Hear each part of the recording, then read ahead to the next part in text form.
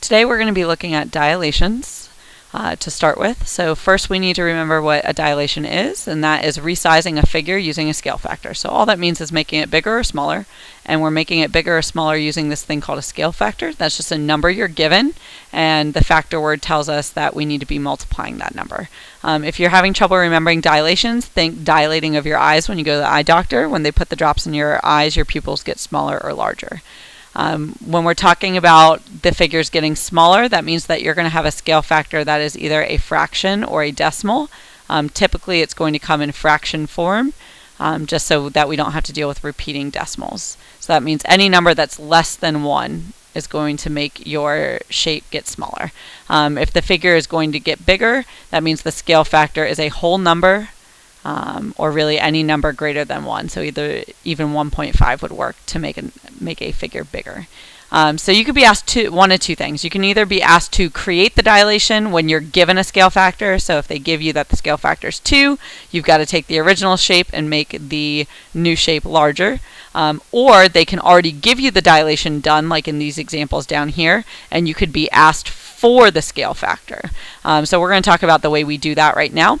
If you're not given the ordered pairs, like in this first example, you first need to identify the image and the pre-image. So remember, the pre-image is the one that does not have the primes on it. That's the beginning one because it's before, that's what pre means, before the transformation. And then the image is the one that has the primes on the labels.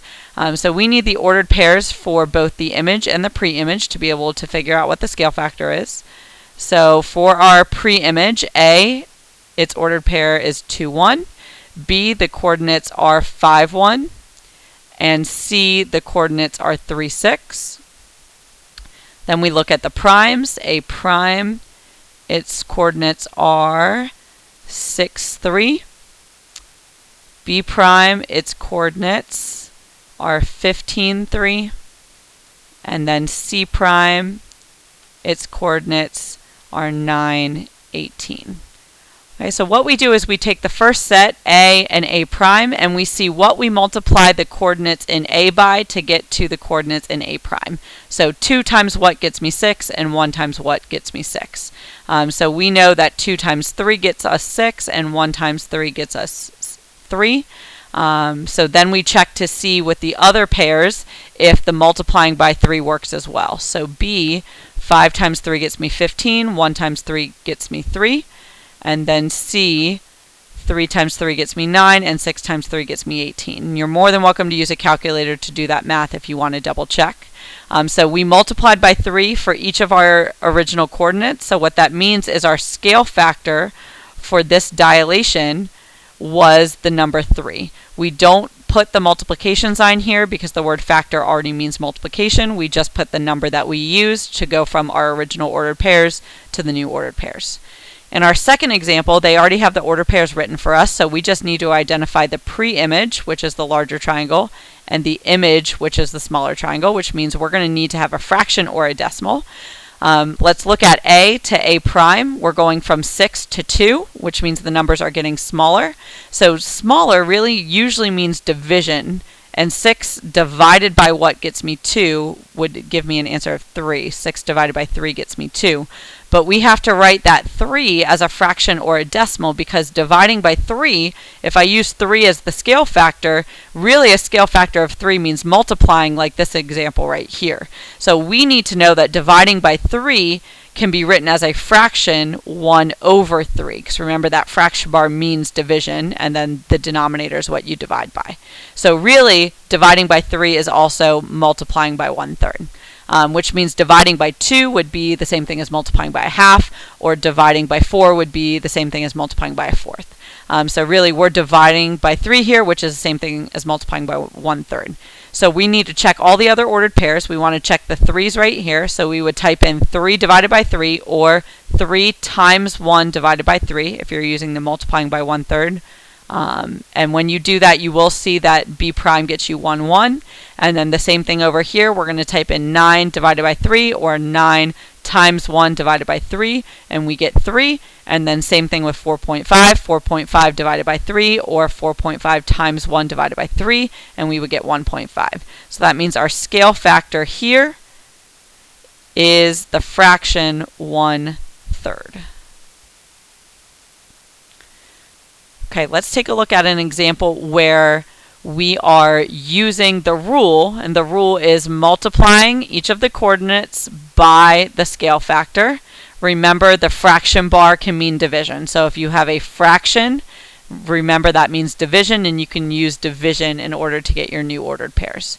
Okay, so when we're looking at our originals, we've got A as 1, 1, and then, oops, sorry, I think I did that backwards. Let me double check my notes real quick. Sorry for the interruption.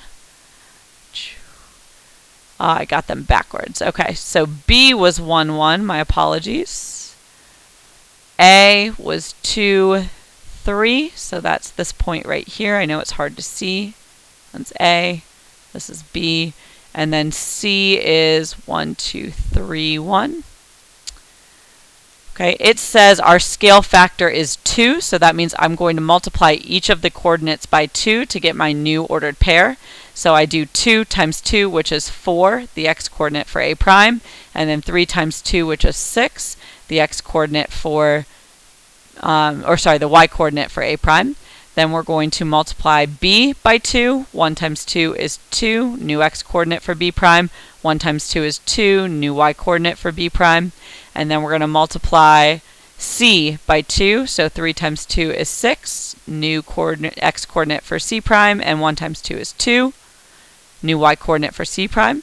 And then we go ahead and we graph those ordered pairs. So we're looking at 2, 2 for B prime.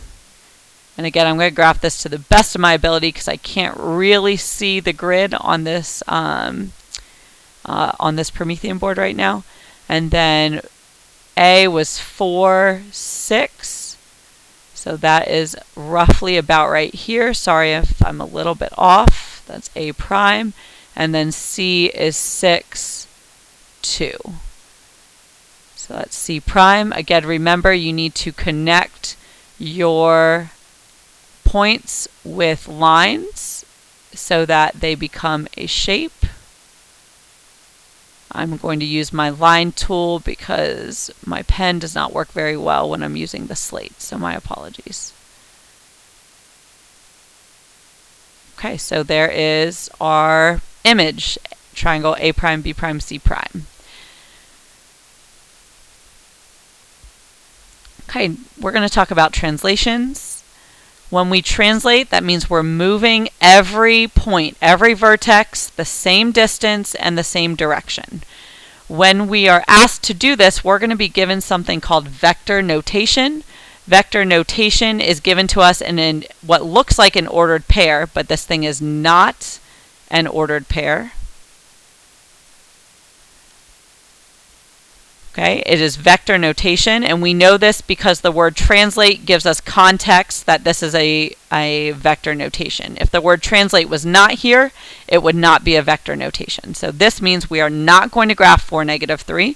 4, -3 actually tells us what we're going to do to each coordinate. So this 4 here tells me I'm going to do x plus 4. So whatever my coordinate x is, I'm going to add 4 to it. And then the -3 here tells me I'm going to do y minus 3 or y plus -3, whatever your preference is. So these are the things that I'm going to do to my original coordinates to get to my new coordinates. Okay, so for this one, my first coordinate is -1, so that tells me I'm going to do x minus 1. My second coordinate is 5, that tells me I'm going to do y plus 5.